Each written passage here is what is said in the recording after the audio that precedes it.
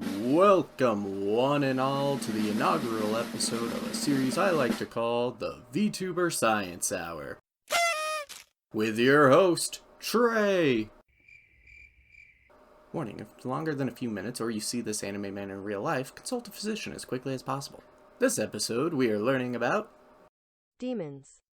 And this episode is dedicated to Ironmouse. Finally, this episode is sponsored by your inner demons. When you get happy, they fight back. The origins of demons may go as far back as the Paleolithic Age, where the fear of the unknown made people think something supernatural was going on. And I mean, why wouldn't they? If I saw a big round thing in the sky and had no idea what it was, or where it went when it gets dark, I'd think something spooky was happening too. For those that don't know, the Paleolithic Age was better known as the Old Stone Age, which has been linked to the first developments of stone tools used by hominins, and took place roughly 3.3 million years ago to about 11,700 years ago. Demons in many different religions are viewed as devils or looked at as subordinates of the devil/Satan. But in other traditions, demons are seen as independent contractors, with different demons doing different acts of evil. I wonder which one works as the accountant, because I'm sure their legal fees are through the roof. Just like many words that we use nowadays, the word demon can go back to the ancient Greeks, with the word being daimon.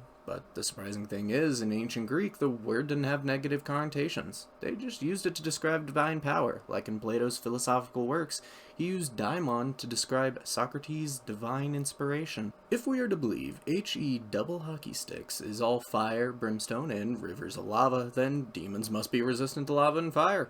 If you're like me and thought, nothing survives lava, it just melts everything. As it turns out, lava only goes up to about 1,250 degrees Celsius, which, while is really hot that no living thing can survive in it, a lot of different metals and elements actually have a much higher melting point, like tungsten, and hell, even iron, so they wouldn't be melted in lava, though they would be pretty hot to touch. Wonder if this means that demons are actually just robots in disguise.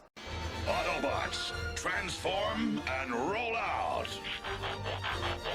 Last little facts I learned. While no living organism can survive in lava, because, obviously, it would be like the end of Terminator, but a lot more screaming. There are organisms that live near volcanoes and can surprisingly survive, like the Pacific sleeper sharks, which are found in the North Pacific on continental shelves, and survived underneath an active volcano near the Solomon Islands. Another group of animals is called lesser flamingos, which why are they lesser? They look just like flamingos, so if it walks like a flamingo and talks like a flamingo.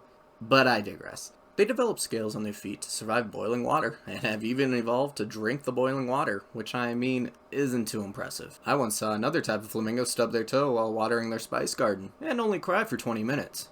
Anyway, like, comment, and subscribe, as well as follow in the description. See you next time for another episode of the VTuber Science Hour.